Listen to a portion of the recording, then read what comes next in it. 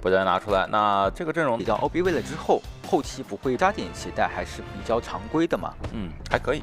好，进入比赛画面啊，往中场方向走，假装走啊。好像真的有点想走，找一下这边的大副。对，然后看看魔術師的一個拉點走位去哪裡了。不過這邊的話呢，先是看到了大副，對，然後呢，弓箭手已經到了遠端獨棟的位置。難道要直接追大副了嗎？他想平地這邊有一個懷表，平地普通攻擊的機會。對，平地普通攻擊拿到1/4的狀態。過來再找一下弓箭手，但是這個維龍有一點失誤啊。不過也可以拉近距離，這邊補上一發撕裂值。弓箭手的話，這個交互，補上一個臂弩。那普通攻擊命中。對，過來的話已經沒有地方可以去了，只能選擇吃下這個普通攻擊。而且他的輔助特質攜帶的是一手興奮嘛。是的，明擺着就是要針對你弓箭手的。迷失之龍罩住，那沒辦法了。普通攻擊完成擊倒，甚至都沒有把他的興奮給逼出來。對，那這樣子的話，輔助特質興奮就可以留給下一個來救援的窮者空軍了。是的，是的。而且這邊還有一個地下室，可以進一步擴大手蟻的一個優勢。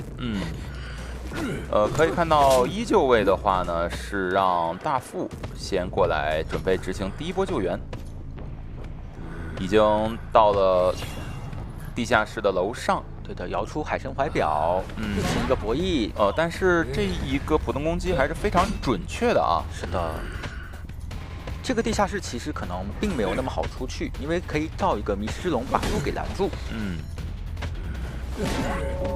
給到一個落地的取消後搖的普通攻擊，再用迷失之龍傳送回來。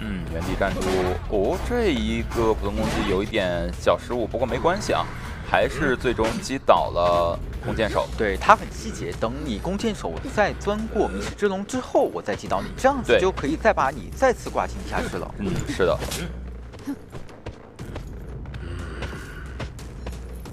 這波的話，空軍也是第一時間找到大副調整狀態，但這個位置很有可能會被森諾選手所洞察到啊。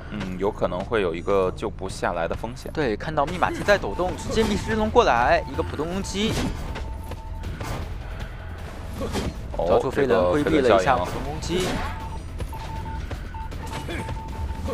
還是想去拿到這一次普通攻擊。對的。而另外一側的話，好像沒有人去執行救援啊。那這樣子的話，魔術師的話就得盡量多牽制一會了，否則二次節奏可能會被續得比較快。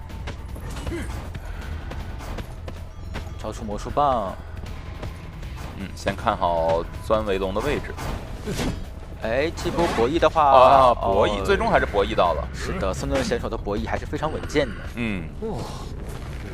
看一下這波的椅子選擇，好像還是可以掛進地下室走了啊。外側的密碼機的話還差的比較多，差的非常多。這波救援的話呢，可能也討不到什麼便宜，因為手裡的興奮還在啊，必要的時候可以交出來。這波是空軍過來救援，那這樣子的話，輔助特質的興奮就可以發揮出作用了。感覺救不了了。是的，救不了了。而且還有興奮在手，交出興奮，交的有一點點慢，但是好像還是救不了。對，完成了擊倒。是的，主要是因為空軍走到地下室這個地方，還要再拆一個維龍才行。對，而且他當時是被孫樂選手的迷失之龍給傳送了過來。是。外圍排點排人啊，排的都太準了。這個也是孫樂選手一貫的一個優勢。也是鎖定到了大副的位置啊。迷失之龍罩住，罩住自己，然後再補一個龍。這一個普通攻擊的話差一點，不過這一下是已經命中了。不過地下室的魔術師也已經是一個淘汰狀態。是的，沒有辦法進行救援了。對。看一下另外一側的空軍還在往中場方向去慢慢的爬行啊。這邊先鎖定一下大副的位置，先消耗一下求生者的一个绝处逢生。另外一侧的话呢 ，VLV 的选手他已经交出自己的一个绝处逢生。再往前走的话，耳鸣已经响起，是可以锁定到 VLV 的大致具体方位的。密码机點亮，看一下甲門方向沒有腳印啊。那這樣的話，應該是已經鎖定位置了。就看一下這個尾龍怎麼交了。普通攻擊，完成擊倒。前面還是有一個黑龍的狀態。那知道了 VLV 的倒地位置，同時剛才那這樣的話呢，也是完成了一個4抓。對的，在第一回合的上半場，孫樂先知的可能再好一點的話呢，孫樂對我們把那個先知一般情況下的一個難題就是，如果我追先知，無論是先知還是咒術師吧，都做好了準備。那上來這個走位應該是想找一下木星月的咒術師，可能是假裝找咒術師，實際上去找幸運兒。但是這一次和第一天第一場比賽不一樣，又給了一個窺視者之後，又想去找一下木星月的咒術師，對，干擾一下2樓的密碼機破譯。木星月這個點，迷失之龍罩住，手上有猿猴咒像，然後繼續貼邊跟鑽，再鑽回來，哎呀，那第一個龍是沒辦法了，成功規避掉，普通攻擊沒有命中，這是預判了，監管者鑽過來。我只能說木星月他這個操作非常的漂亮啊。是的，但是因為剛才交過了一層咒上守護嘛，所以說還差一層咒上守護才能來到3層。哇，這個圍龍其實我們可以看到木星月選手他找到這個角度很好，基本功就把這個迷失之龍給規避掉了。對，剛才那個板區其實是一個黑龍，對，但是的話呢，它旁邊有一個小縫隙可以去跟鑽，而且現在猿猴咒像已經可以使用一層，就是3層了嘛。感覺木星月的這個牽制就是讓人穩穩的心安的。再交一層，而且手裡還保留了一個大的猿猴咒像。這邊手上還有飛輪，要不要考慮交3層猿猴咒像？直接交了。然後下一波圍龍的話，想通過飛輪看看有沒有機會規避一下。後撤月龍，跟鑽，然後瞄準再鑽，但沒瞄準啊！這個點，哎呀，還要規避一下。有一鳥，直接拆掉迷失之龍，轉進前方的板區。感覺這個節奏就是3台起步了。對，而且比較危險的一個信號就是木星月選手這邊是攜帶了補光返照的，這局甚至有一個爭勝念，是一個猿猴咒像，然後前面還有一個飛輪效應。成功規避了普通攻擊進板，不過被沒有普通攻擊命中。對，沒有博弈到，但是這已經是非常非常。近乎快4台密碼機了。對，2分鐘13秒掛上了第一次第一次掛上了這個狂文之翼。哇，這個牽制真的是無可挑剔。對，第一波救援是陳明明選手的守門人過來，應該是配合救了。對，因為再去往前衝的話呢，可能是代價有點大還不如保2個人的一個狀態的無傷。那這樣子的話，木星月選手可以帶離這邊的密碼機，想通過卡位，不過一個蓋板直接規避掉了卡位。是的，因為他們在破譯紅蝶亭的密碼機，然後再往中間的位置走。其實你看 SSD 它放圍龍也是有說法的，他想讓你反應不過來鑽回去。對，而且它的卡位也很細節，剛才也是差點把木星月選手卡在了像厲害密碼機的位置嘛。對。他可能就是想在雙11那個位置去卡一下啊。對。好，那這一次的話呢，輪到陳明明選手的守門人救援了，上來去救援了。圍龍，然後加一次普通攻擊，打出這個前行的一個狀態。密碼機也是馬上壓好了。已經壓好了。門應該也差不多了。拖一下隊友的一個貼門時間。對。救援不想去拖一個願力，然後先給到木星月一次普通攻擊，拿到了1半的傷害。但是你越跟咒術師拖的話，對你越不利啊！一方面可以積攢猿猴咒像的進度，另一方面的話呢，有可以等待飛輪效應的冷卻時間。對，而且這邊陳明明選手也是想幫助木星月選手多積攢一些猿猴咒像嘛。他好像沒有選擇想蓋一下SST 的跛腳羊啊。你是自动罩住，不過是没有封到交互区的。那这里的话没有反应过来去交这个延后咒像啊。对。不过这个倒地的位置是离狂欢之翼会比较遠嘛，那邊也是第一時間貼到了側門。甚至的話呢，電車還幫忙擋了一下路。那這樣的話呢，傳承一個3跑。那第一局戰罷，中國代表隊的話拿下第一個大分的同時，8比1的一個小分領先。是的，是一個其實是有一點點的板區，差不多就要開始博弈了。大家都在研究可能更高深的策略，難啊，只能說難，但是有機會。進入到比賽畫面，而且你看這個，有時候它這個痕跡的話呢，比腳印都管用。對，這邊想進行一波反向包夾，這個身位貼的真的是非常快，有一個影之回溯的機會沒有，剛才有 CD 暫時有 CD， 只能先用暗影之月進行跟進。對，先影月。第一波博弈做到了，但是沒完全做到。對，因為移速實在太快了，只能利用受擊加速，然後去轉回大船。對，有如這個牽制隔卷員的話呢，你的板區的長度得適中才行，既不能太長，也不能太短。回溯過來，那這樣子交互區可能不一定能進到。不能再進入一個逆境那沒有機會了。是的，1台半，而且還有可能要被時長。看一下他們密碼機的分布。感覺中場的密碼機是不是有一點危險啊？非常之危險，這邊已經準備要過去把這個時長給用出來了。哎呦，這一台是45的，還行，45嘛，但是也是非常多的一個進度，因為這是傭兵去破譯的密碼機，就是傭兵的努力要付諸東流了。對，就相當於傭兵到現在是一直在逛。不過這裡的話，護腕保了一波無傷救援，非常的優秀。對，但是你又躲掉了普通攻擊，很帥。但是3個護腕這樣就交掉了，會不會？不過保住狀態的話也是可以接受的嘛，也挺好。普通攻擊進行博弈，有點被迷惑到了啊！而且 PDV 這邊也是還有一手飛輪的。是的。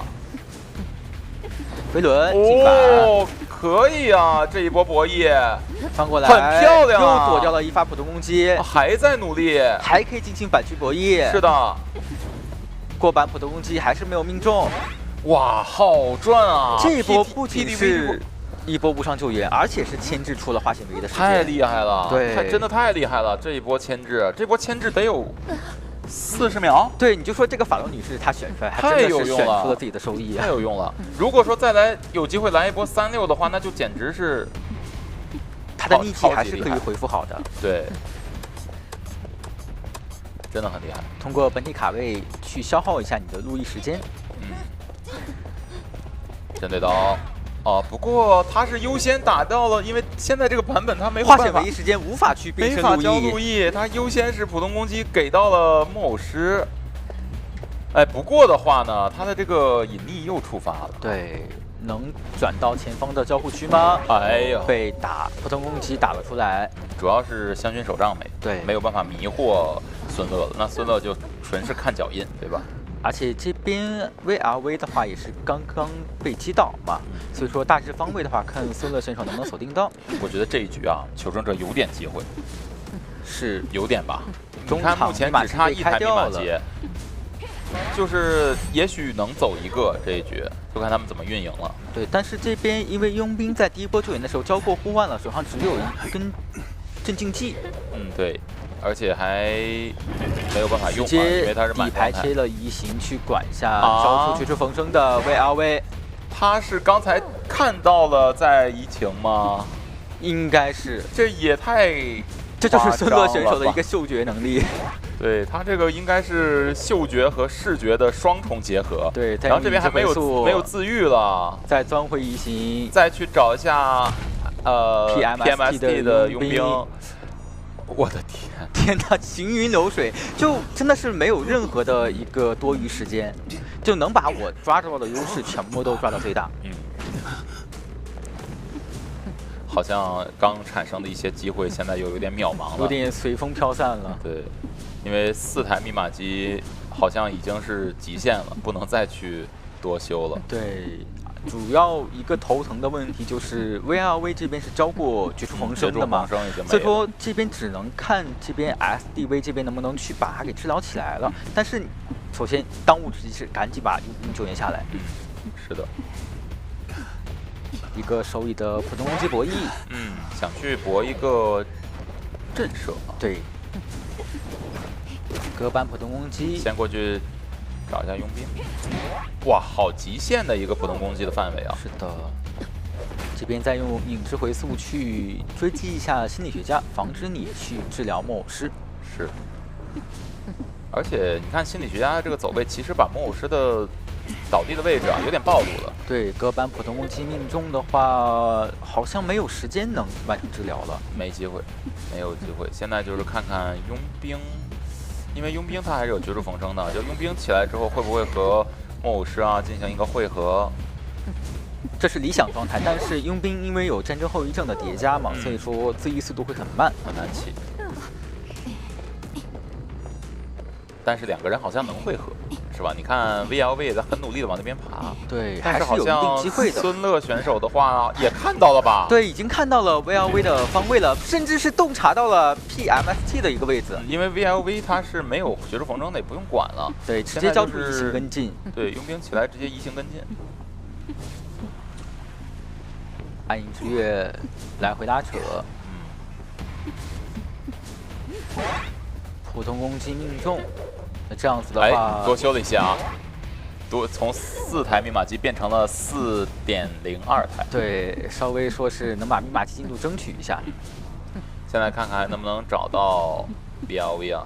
不過好像找得到找不到 VLV 無所謂了吧？他只需要站在傭兵旁邊就可以了，因為 VLV 他肯定是率先淘汰的。對，這邊2名求生者都是沒有絕處逢生了嘛？是的。那甚至現在都可以牽這個就牽起來 PMST 了。對的，這邊也是鎖定到地剛才那一招是什麼？旋轉跳躍，閉着眼。我前2天看了一個180度的，剛才好像是360度的。對，這個真的是熟練度太高了。那從進度上判斷的話，應該是木偶師先淘汰啊。對，毫釐之間。但是也可以看到 VLV 這邊也是沒有放棄嘛，也在逐漸往地窖的方向進行一個靠近。他時間不夠了，主要是。如果地窖在小船，但是他主要時間不夠了，因為傭兵哇完成了4抓。那這樣的話呢，也是 DV 是破譯了200的密碼機就已經多的。但博士的話，它的數量對吧？平常正常追的，主要啊，它有交互點，對，木屋那一側包括海景房那一側是吧？好，來看一下追擊啊，魯舒家選手對，在小屋外圍沒有被反繞到啊，正常去進入到小屋裡牽制，然後呢交出第一個窗區的彈射，對，然後再來一拳，哦，不來一拳了，直接往海景房方向轉了。第一段雙重驚喜，好像是沒有命中啊。不過這一次應該是命中了。哎，但是拉回這個雙重驚喜，第2段的時候是沒有命中，對的，相當於3次普通攻擊拿到了1個驚嚇標記，我覺得也還可以接受吧。因為喧囂的話，它其實主打的是一個爆發流。是的，就看這一波的雙重驚喜如何釋放了。一直在來回交互，攜帶的是一手移形，是。也可以宣哦，這邊又是再次進入了一個逆擊。而且的話，他用了一個香薰法杖啊，稍微迷惑到了一點 SST。哦，上到一顆白色的驚嚇標記，還差一顆紅色的驚嚇標記。感覺剛才反應快的話，有沒有一個打震懾的機會啊？小走位躲了一下，繞場謝幕拿到了1格傷害。這個驚嚇標記上得很快了。對，手上還有空中飛人，不過法羅女士的逆擊又再一次冷卻結束，而且又跟錯了這個痕跡。對，可以看到盧舒家的法羅女士，她確實是非常有熟練度啊。而且確實也體現了這個角色對於喧囂的一個克制作用在。雙重驚喜的 CD 已經準備就緒，還在利用小掩體離間規避。哇！哇，很尽力了。是的，这个是一个1分50秒左右的一个击倒时长嘛，场上密码机已经来到了3台多一些了。你看上一局的跛脚羊木星月选手2分13秒击倒，這一局的喧囂也是同屬追擊型的，1分50秒左右擊倒，1分50多秒，將近2分鐘，是吧？就大家感覺牽制的都很棒。這邊陳明明選手的傭兵過來救援，真的是他救嗎？啊，又是一個聲東擊西的戰術，是，就是非常善於打這樣的戰術體系。哎，不過這邊是利用焰火舞台打斷了一個鋼鐵護腕，對，護腕被打斷了。但是會不會給盧樹家選手一個2次牽制的機會呢？有機會，但手上有空中飛人可以快速跟進嘛。還是倒在了這個掛大門的位置，時間最久的一個點位。是的。那有一個問題就是化險為夷是魯亞輝教的，但是現在而且這邊 SST 是攜帶了一手底牌的，是有可能有一個失常。哦，那這樣子的話，機會稍微給到了 SST 這邊一點了。給到 SST 一些，對。但是這樣的局勢相比剛才的話，會有一些機會。這波的救援，繞場謝幕，還差一個白色的金牌標記。正常是吃一個雙倒把人給救援下來，然後看有沒有一個2次牽制的機會啊。再利用逆氣去迷惑監管者。哦，沒辦法了。但是呢，畫木星月的古董商過來想操作一下，先給到一個止戈。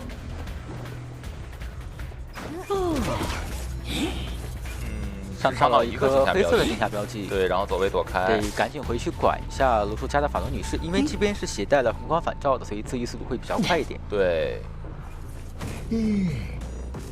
哎，能追上嗎？哎，但是他主動放下了。對，這邊給到一顆紅色的金牌標記，還差一個白色的金牌標記。哦，飛輪，但是沒有規避掉。是的，第2段雙橫驚喜，看能否命中古董商。哦，完成了擊倒。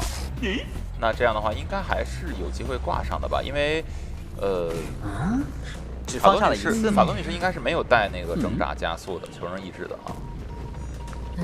哎，不過要搶臉上的這台密碼機，外側的話應該會派陳明明選手再去破譯一下。是，他就是過來其實是準備救援的，我感覺。對。但這波救援是沒有化險為夷的了嘛？對，但是木星月選手的話呢，他還是有一個2次牽制的機會。不過現在值得注意的是，大家的回光返照數量好像不太夠了。對。這邊空中飛人過來想進行一波逼救。正常救，也不能給他無傷。拿一下這邊魯亞輝的狀態。對，另外一側的話呢，其實。傭兵的破譯速度還是非常慢的嘛。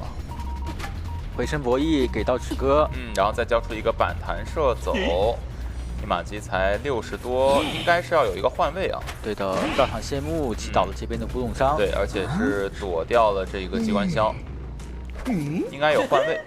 哦，不換位了嗎？直接硬修。可能是想的是你已經切過了失常了，那這樣子我能鎖定到你的天賦是攜帶的張狂的。應該是想一邊一個走一個了，去完成走一個的戰術。對，但是 SST 他的目標很明確啊，他知道你想幹嘛，他直接過來管密碼機，但是有點管不上，管不到了呀。對，因為有破譯加速的情況下，破譯速度還是很快的。另外一側有機會救到嗎？好像還真的有機會吧，有機會。交出飛行器了，這邊好像是可以救到的。還把飛輪效應給交了，非常趕時間。那這樣子的話，你只能先處理一下靠近中場位置的古董商，看能否快速擊倒，再去追擊一下魯亞輝的飛行家了。是的。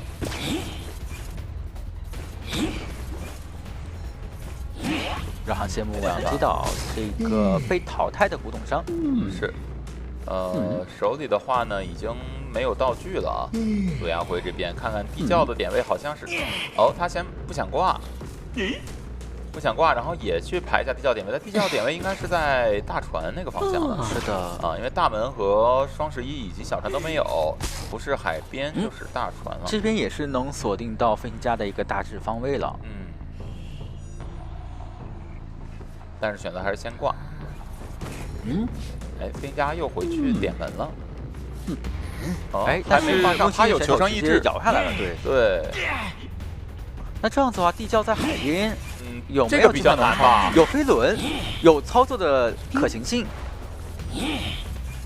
但最後一個是紅。哎呦，蓋板博弈到了。那這樣子的話，地窖就在海邊的方位。真的嗎？木心月能做到嗎？這是海邊，可惜這要是在船下，对，船下就好了。啊，這沒辦法，差一些完成了擊倒，盡力了，拿下了一個平局。我的天哪！那這樣的話是7比8次，最終是完成了一個平局啊，位置也是非常巧妙嘛。